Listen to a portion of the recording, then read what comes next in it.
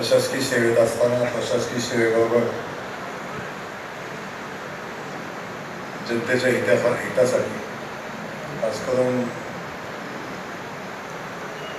मानदेशी मातीच्या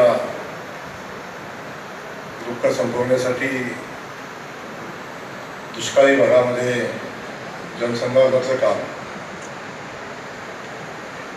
खूप प्रयत्नांना त्यांनी उभं केलं. ते देशमुख साहेबांच्या विनंतीच्या नंतरच्या कार्यक्रमाच्या निमित्ताने उपस्थित असलेले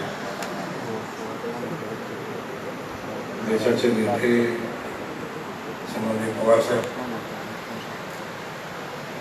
स्टेजवर उपस्थित असलेले सर्वच नेते मंडळी, वास्तविक पाहता आता मी प्रोटोकॉल सोडून माझं भाषण आहे आणि कदम साहेब बोलल्यानंतर मी उभं राहून बोलावं हे संकेतात वास्तविक पाहता बसत नाही. परंतु आज एका चांगल्या माणसाचा प्रशासकीय सेवेतनं 31 तारखेला प्रशासकीय सेवा संपली आणि आता प्रशासकीय सेवेनंतर आयुष्याला आज सुरुवात त्यांच्या या कार्यक्रमानंतर होणार. देशमुख साहेबांनी उभं आयुष्य प्रशासकीय सेवेत घालत असताना आपल्या भागातलं, खास करून मी ज्या भागाचा लोकप्रतिनिधी आहे त्या भागात जनसंधारणाचं काम त्यांनी उभं केलं आणि मला अभिमान आहे की जेवढे प्रशासकीय अधिकारी, जेवढे मंत्रालय पातळीवरचे असतील किंवा बाकीच्या ज्या विभागामध्ये काम करतात त्यातले बहुतांश अधिकारी आमच्या मानखटावच्या आणि दुष्काळी भागातल्या मातीतून आलेले असतात. आमच्याकडे पाण्याची कमी आहे. आम्ही दुष्काळी म्हणून आम्ही कायम आमच्याकडे बघितलं जातं, संबोधलं जातं. तर आमच्याकडे बुद्धिवंतांचा सुकाळ आहे.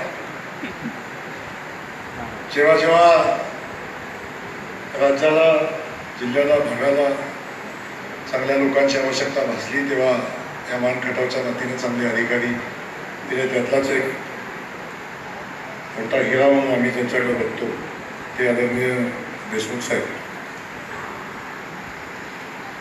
त्यांनी सगळ्यांच्या सोबत काम केलं. खास करून गेल्या 7 वर्षापासून, 7.5 वर्षापासून मी विधानसभेचा प्रतिनिधी म्हणून काम करतो आणि ते काम करत असताना देशमुख साहेबांचं काम जवळून बघायचा मला योग आला.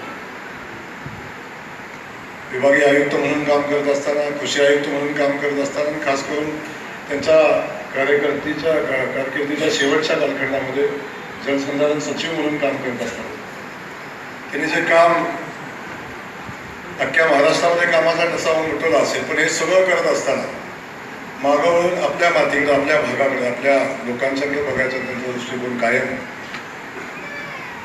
पॉझिटिव्ह राहिला. शेवटपर्यंत त्यांनी आपल्या भागातल्या कामासाठी न्याय द्यायचा त्यांनी प्रयत्न केला. त्यांना मनापासून या ठिकाणी त्यांच्या झालेल्या कारकिर्दीचं कौतुक तर करत सगळेच लोक करणार. मी मनापासून सांगेन की देशमुख साहेब, तुम्ही आमच्या मातीतले, मानदेशी मातीतले, खास करून माझ्या मतदारसंघातल्या पण आहातच, पण मानदेशी मातीचे सुपूत्र आहात. याचा आम्हाला कायम अभिमान होता आहे. भविष्यातही तो अभिमान तसाच राहील.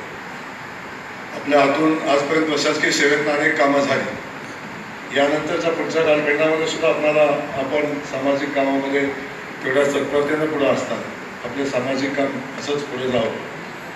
आपल्या हातून या राज्याची सेवा घडत असताना या दुष्काळी भागाची सेवा भविष्यातही घडत राहावी अशा पद्धतीची अपेक्षा व्यक्त करतो. सगळ्या पाहुण्यांचं वास्तविक आता मी अगोदरही स्वागत करायला पाहिजे होतं. सगळ्यांचं या कार्यक्रमाच्या निमित्ताने स्वागत करतो आणि आपल्याला भविष्यासाठी मनापासूनच्या शुभेच्छा देऊन थांबतो. जय हिंद, जय महाराष्ट्र.